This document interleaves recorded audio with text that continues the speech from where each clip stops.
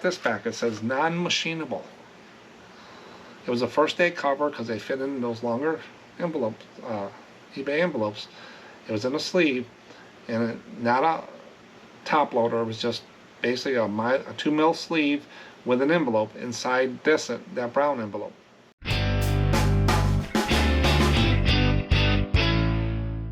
Welcome to SMPostcards. Check out the agenda. What's sold on eBay is what we go through first on these videos, these longer videos on Mondays. And then I got a deep dive on a special postcard, Billy Sunday Postcards. He was an evangelist back in the early 1900s or whatever. I had no idea who this guy was. I got an email a while ago, I saved it, about Billy Sunday.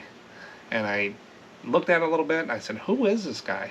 Maybe I'm out of the loop on this, but I went in, I got some information about Billy Sunday and how their postcards work. So we're going to do a deep dive on that postcard, and then afterward I put a poll out. Do you store standard and Continental sleeves in separate boxes? This was a viewer asked me to put a poll out about how do they do their Continentals and stuff like that. Don't make it hard. Don't make it hard. I'll show you what I do. You don't want to make it hard. No one's going to go in your inventory but you most of the time. And then viewer comments. I got one comment from a person. He actually is working at the Grand Canyon, and he's working for the company that bought Fred Harvey's company.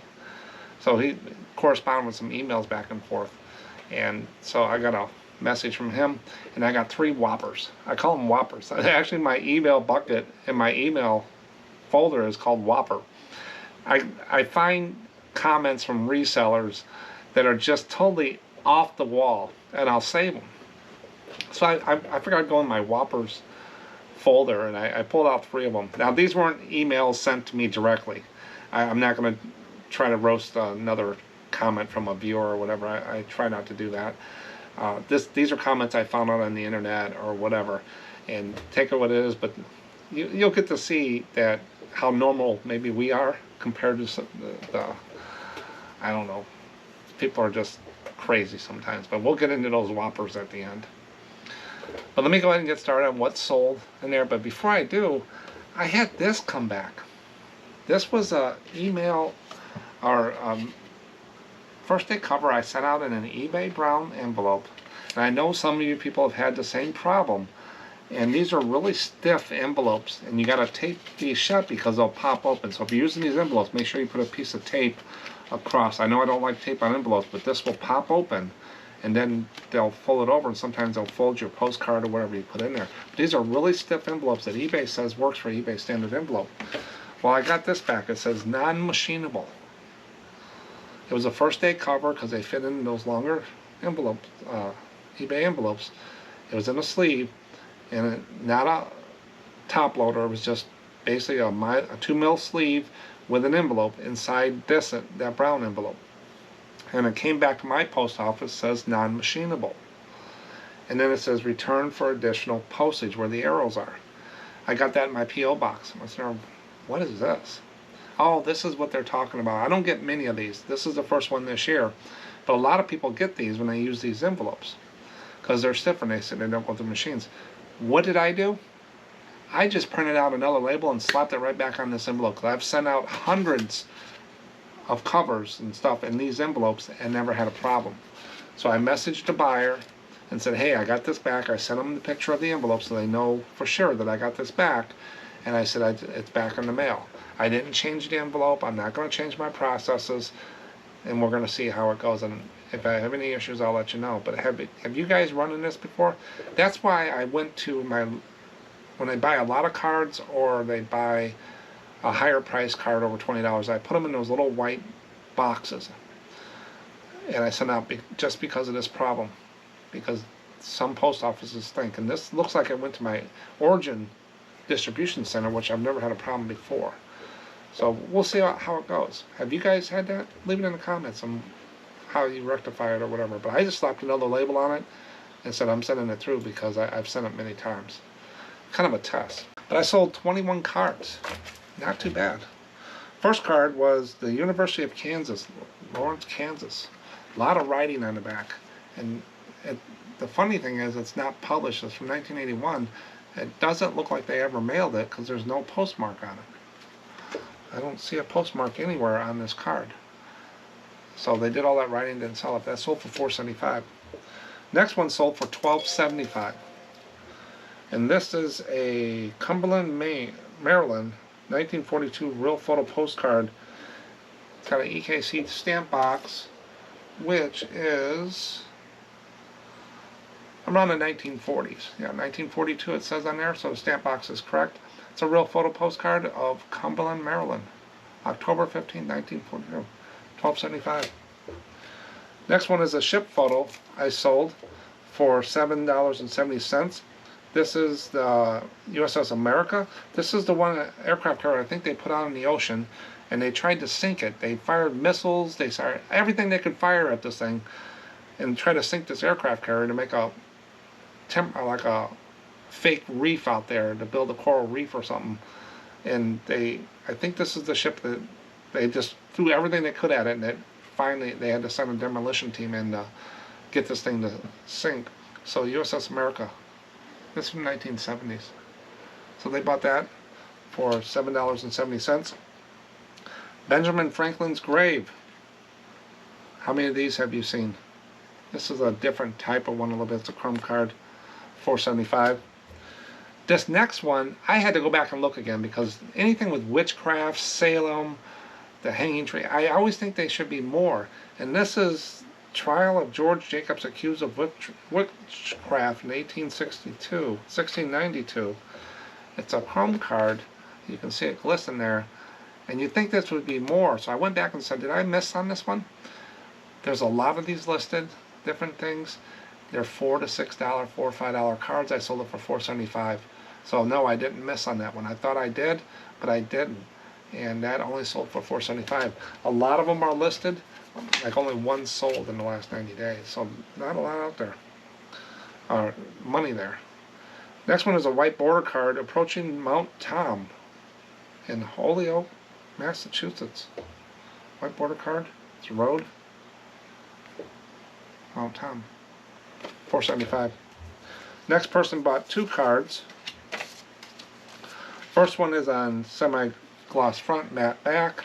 And this is the U.S. Arnab. Like a landing ship, an older ship. And then they bought Ernesto. It's a ghost card ship. Look at that older ship. It's got a big old thing on the back. This is on the lighter print card. Both of these cards sold for $9.50. Next one is just a chrome card of a Centennial semi for Arizona. Vertical card, up and down, chrome card, Arizona. Welcome to Arizona, whatever. Hello. $4.75. Next one sold for $7.79. Alligator Joe's Farm, Palm Beach. This is Alligator Joe's Farm. 1908 divided back card. Alligator Farm. Alligators. Suitcases. And that sold for $7.79. Next person bought two more ships. The USS Basha. It's a submarine. And then the same one. So he bought two of the same card, and these are on semi-gloss matte back for $9.10. I must have sent an offer to him. Next person, 509. This sold for $5.09. Woodward Avenue, Detroit, Michigan, shown in different buildings. White border card, 509. There. It was posted in 1936. This is the 1939 World's Fair on San Francisco Bay. It's a Chinese village, sold for $4.75. There. Then I got a train. Western Maryland Railway. I put up a lot of trains lately. Chrome card, $4.75. Here's another naval ship, USS Oriskany, aircraft carrier. Chrome card, $4.75. This person bought two Yellowstone cards. This is the some kind of rock. It's a rock. A rock. Sold that one.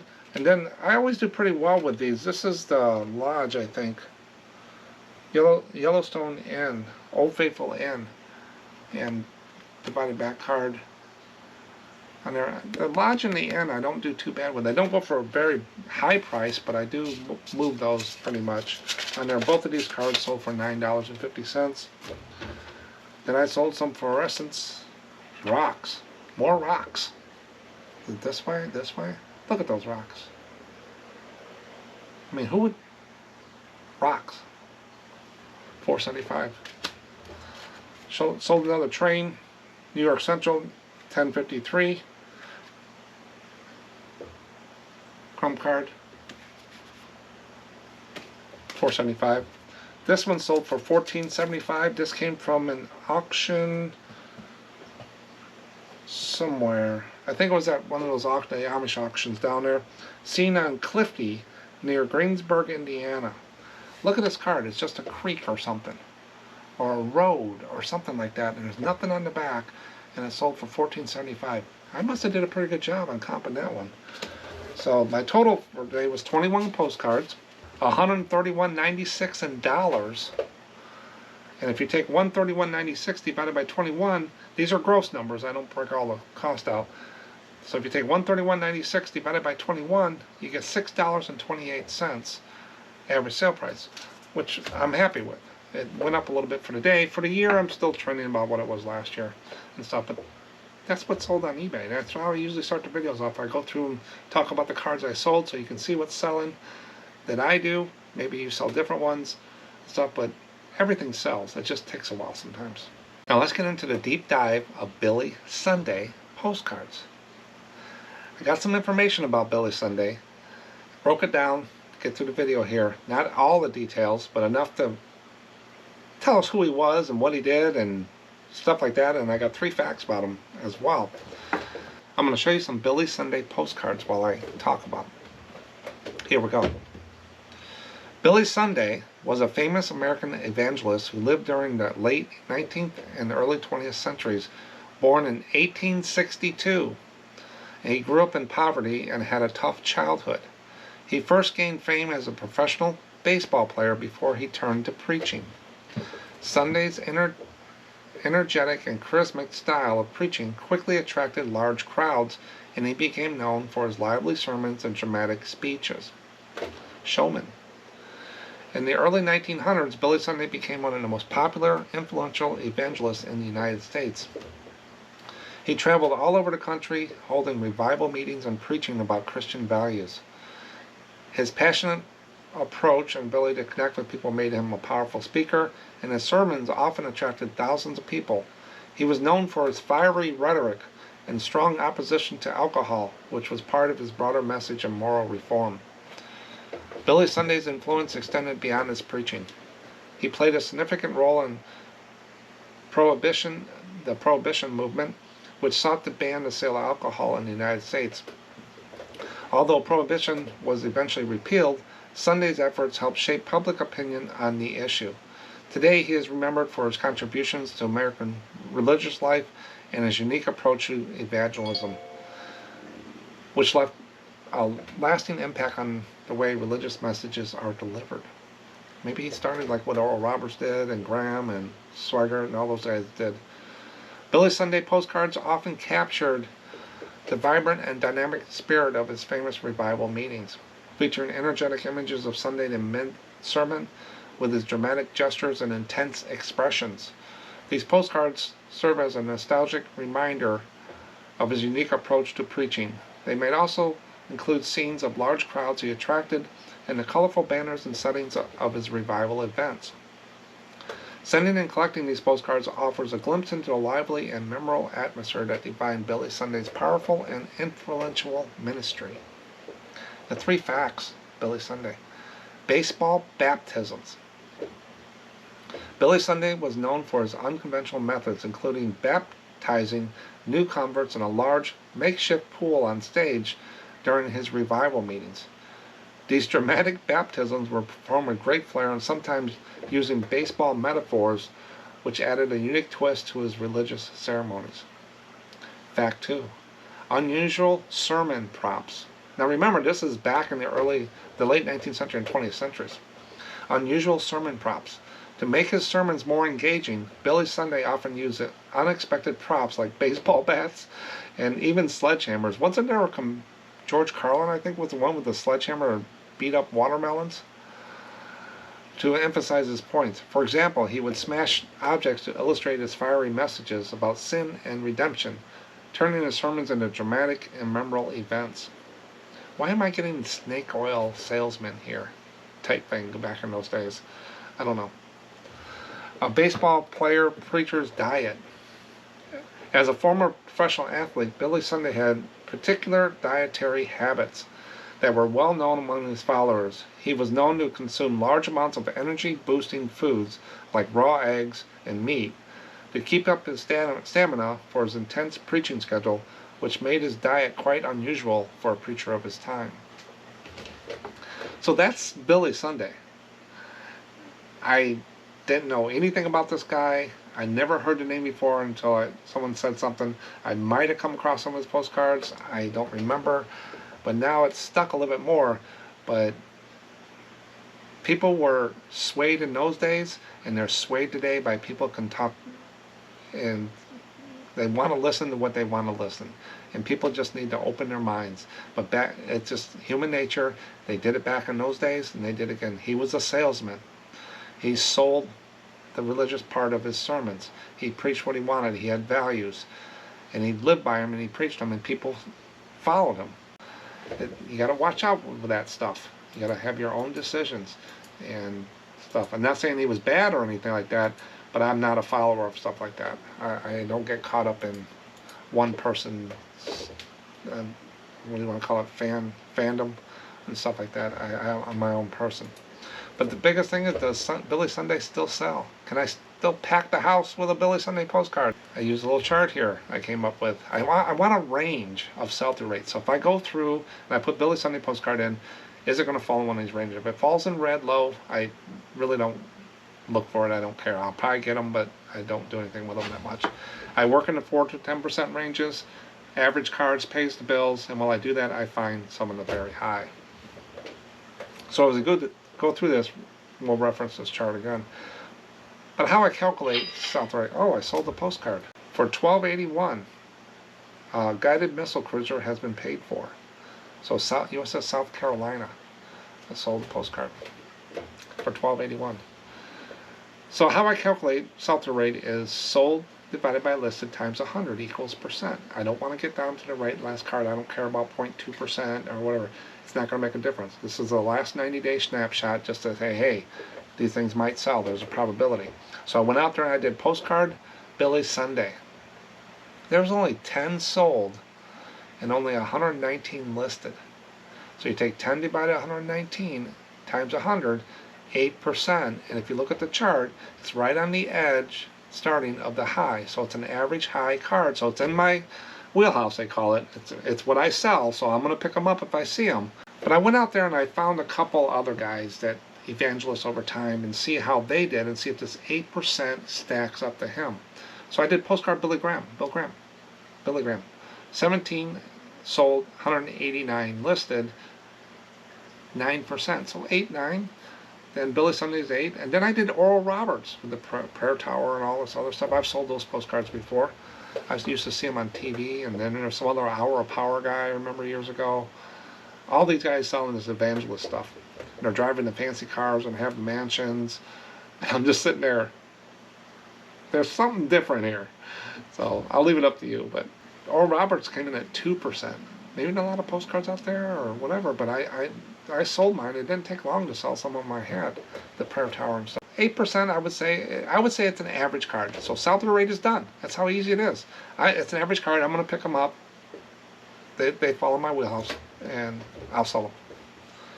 But do they sell for a lot of money? It's another thing.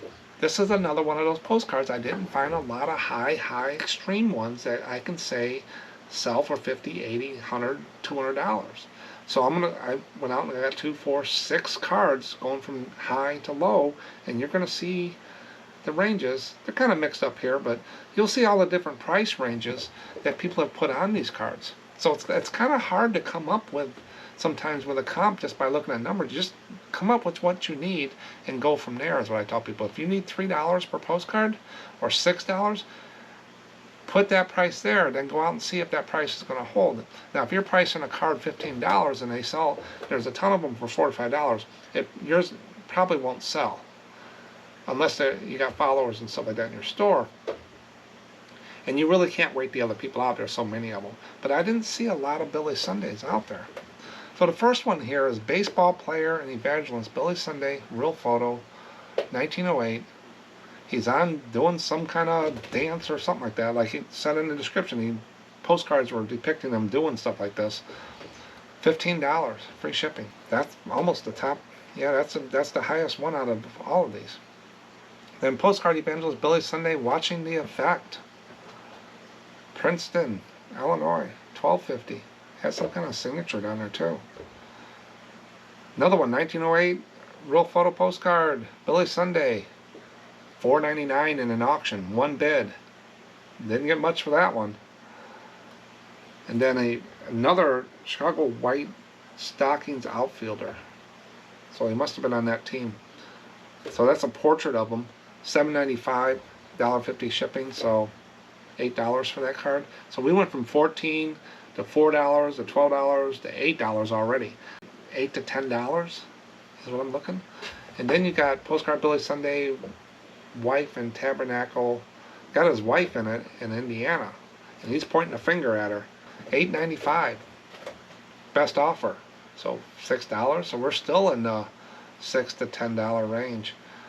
And then Billy Sunday Tabernacle aerial view, $14.99. So maybe the aerial views and stuff. So I mean, if I looked at this, I was $6 to $10. So if you get a Billy Sunday card, you're looking at that. The sell-through rate's 8%. It's up in the average. The price is a little bit above average. So if there's a box of them, there's a bunch of Billy Sundays in there. I don't think they move. They move average speed. They're going to sit. So they're not the greatest here that I see, unless someone has one that they've sold, but I didn't see any out there. So I would say it's an average card with a little bit of above average price. Would I pick them up? Heck yeah. They fall in the green. I sell these cards. They're not red and they're not high, but if you get enough of them, you can make a pretty penny on them if you get them pretty cheap. That's Billy Sunday. Who knew? Now this is an easy poll. Didn't get a lot of comments on it. Had 81 votes. It's pretty 50-50 on there. Do you store standard and Continental cards in separate boxes? The 3.5 by 5.5 standard and the 6 by 4 Continentals. Give them two options here, basically. Yes, I mix standard and Continental together, 52%. No, they are in separate boxes, 47%. My question for that is why? Maybe I'm missing something. I'm not saying that you're doing it wrong, or there's really no right or wrong way to do whatever you want. But I just don't see why yet. And then other is 1%. So Continentals come in standard. They come in lots. I sell both. I sell predominantly standard cards, average cards, divided back to chrome on there, but I will sell Continentals if they're good. This box right here is what I store my things in. It holds about, what, 600-700 sleeve cards. If you notice, in the front here, these are standard, and then I got this little one sticking out. Those are Continental. Then I got standard. Then I got some more Continental. They fit in the box. This box will do standard and Continental. They're in numerical order. So I'm not going to have a separate box, make it more complex, and I have to look at, oh, it's sold, I can't find it, oh, it's a Continental, go over there. So I don't see a difference myself why I would split them up, unless your box doesn't hold them or whatever. But when you buy boxes, you want to, I always recommend you buy boxes that fit standard and Continental. If they hold Continental, pretty well hold standard, because they're smaller. Physics, right? So I don't know the reason why. Some people will put a C in front for Continental. To me, it doesn't make a difference. It's a postcard with a number on it. When I sell this postcard here, this Mexico postcard of a bullfighter, I think you can see them here, bullfighter. When I sell this card, that's all I'm looking for, is that number right there, 62507. I pull it out. Then when I go to pack it, I put it in a new sleeve. I look to make sure it's the right card, and I verify that it's the right card. So I don't have the problem, well, you sent me the wrong card. If you send them the wrong card, you know you've done it twice, because you've got the card you sent them, and then the right card's in there, so you got two cards mixed up. So I just look for that number the way I do my inventory. So I don't care if they're separate. Don't make it complex and stuff. Like I've always said about your shelves and boxes. Don't say rack 1, shelf 1, box A, stuff like that. Just say box 1, because they're going to go in order. Humans don't think that way. Don't make it complex. Now, I'm the only one that goes into my inventory here. The way I got it is box 1's at the top, and it goes down to the bottom of box 190 or whatever down there. Now, my covers are in a certain spot in 3 boxes, and the prints are underneath the little table over there. So I know when I sell those types of cards, but all my Standard and Continental are in there. Now, if I get a card that doesn't fit in my box, maybe it's something different, I'll take that, and maybe I'll stand it up like that. I got a couple cards like that that I know just they'll be too tight in the box. It's just little, like rack cards and stuff. But very rarely, I don't buy postcards that don't fit in my boxes. So I don't buy items. The largest box I will ship stuff in is a 16-12-8. I don't buy anything over 16-12-8 that will fit in that box. I'm not going to buy a bicycle or a lawnmower or a dishwasher and try to ship something like that. That's not me. So if it doesn't fit in the box, goes in the flea market bucket, or I lot it up and stuff like that.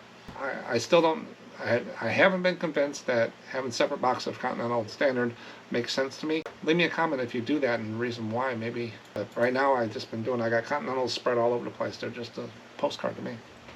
Thanks for everybody that participates in the poll. They come out every Saturday between 9 and 10 a.m. Central Time, since I'm in the Chicago area, Illinois. And leave comments in there and stuff like that. We talk about them on these videos. It helps people understand the basics, and sometimes they're more advanced. But now we're going to get into viewer comments, and I got 3 whoppers. I call them whoppers. I mean, these are comments I pull from all the different social media sites. These are not messages from my email or viewers of the channel, so I'm not going to roast anybody. These are just things I found over time, and I said, I got enough of these in there, I'm going to pull them out every once in a while. But you just got to read some of these, and they don't make sense, and I'll tell you what I would reply to them if they sent it to me. But the first one is not one of those whoppers, but I had to get it out there. American Vintage Postcards. He took a job in the Grand Canyon, at the Grand Canyon, which I thought was pretty neat. He sent me a message. I live and work at the Grand Canyon. I just moved here a month ago, so he moved to take this job. They have a Fred Harvey museum featuring postcards, Harvey Girls and the movie. I work for the company that bought Fred Harvey, Xantera. That's pretty cool. We correspond on everything. He's going to put something together, he said, video-wise or whatever, but he works up on the rim. He's not down at the Bright Angel Lodge or whatever that thing is. We stayed down at the bottom of the canyon for 2 days. We took the mules down. Been a while ago, back up and down. That was interesting. It was fun. A little scary in a few spots, but when we were down, it's a little chilly and stuff, but people hike down this thing and then they stay overnight and they go. We stayed in a cabin and the food was great. It was really nice, but we got to see a whole bunch of stuff in the cabin, in the bottom of the canyon, the river and stuff. So I'm sure he'll keep up with comments here on how he's doing. Any questions about Fred Harvey, hit up American Vintage Postcards in the comments. Get a dialogue together. He's got a great advantage to get the history of Fred Harvey. But here's the 3 whoppers. And these are just crazy comments. The first one, this guy sells postcards or whatever, and I guess he uses eBay standard envelope, and he's just entitled. He's just, the president of the world. My postman and post office will not give me an acceptance scan on my eBay envelope mailings. So it must be eBay standard envelope mailings. So he's pissed off. They say they do not recognize the tracking number, or their equipment cannot scan them. I have set up a meeting with the local post office manager, I guess the postmaster, post office manager, to set them straight. Is there anything I should focus on during this meeting? And this was a thread in there. People just roasted this guy. These are people that need to calm down, in my eyes. Just because you're a seller, just because you got a business, just because you say you're the CEO of your business, doesn't mean nothing. You're just another customer to them. You're not going to, by going up the ladder and jumping over, there's processes and chain of command in place. When people came to me, I had leads on my technical teams or in the restaurant as system managers. If somebody has a problem with their schedule, they went to the system manager, did the scheduling.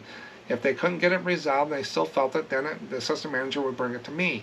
I hire the system manager to take care of those problems because I don't have time to deal with. Not that I don't want to deal with them. I have other things that I'm in charge of to keep my job. I can't do it all, so I've hired these people to do it. So the postmaster has people at the counter telling them, I can't read your number. Well, he doesn't understand it. Well, I'm going to tell you right up front, your post office people or your carrier cannot scan an eBay standard envelope barcode with their equipment. It's done at the sorting center. So this guy is uneducated on eBay standard envelope, but he's going to the top, to the postmaster, and hopefully she knows what it is and stuff like that. Some of them might not, but he's going straight to the top. It's the wrong way to deal in business. It's unethical. And I see so many people think they're bigger than who they are. And this is one person. Just because you sell postcards or sell stuff online and you have a business doesn't mean the world resolves. There's so many small businesses in the world. You got to treat others like you want to be treated. And I meet so many people like that in my life. And they're miserable people and stuff. You know, he's going to set them straight. Professionals don't speak out of their area. Postmaster is a professional post office person. She has tools that go out, and maybe she doesn't know about eBay standard envelope, but I'm sure she can go out and make phone calls and in there. But he's going to want an answer, and he's going to want this fixed. Well, what if she says no? What is he going to do? Go to the president? It doesn't work that way. You need to work the chain of command, figure out what's going on, ask people. You don't go in demanding like this. It's just crazy. It's a whopper. The next one is, this one guy says, he doesn't like stupid buyers. I have eBay buyers that ask me stupid questions like this. Is this a linen or chrome postcard? I put all that in the listings, and I figure if they cannot read, I just block them. Do you think this is a good strategy, I think, God strategy, to help me grow my business or get repeat buyers that can read? Why would you block someone if they send a question? Maybe they didn't know they can look down in the item specifics and see. Or most of the people don't put the correct stuff in the item specifics anyway. They're just verifying before they buy it. Just like buying a pair of shoes. Are you sure these are 9.5 size wide? Because they don't want to get them and have to send them back. So they're just helping you out here. And this guy is going to block them because they asked him a question. These are the people that don't need to be in front of customers. I've had people work for me like this in the technical field. They were developers, and they were not people, they just spoke their mind. They had no tact at all. And it's just how they're wired. And I never let them send emails or anything directly to other vice presidents or managers unless that manager knows this person. They sent it to my managers or me, and we would filter them. I mean, they would put technical queries in there and expect a vice president to know, to click on something to run a query and change stuff. No, we do that. We just give them the highlights. And then he would get himself in trouble a lot. I even took his phone off his desk so no one could call him, because he was a great developer, great person, a great family man.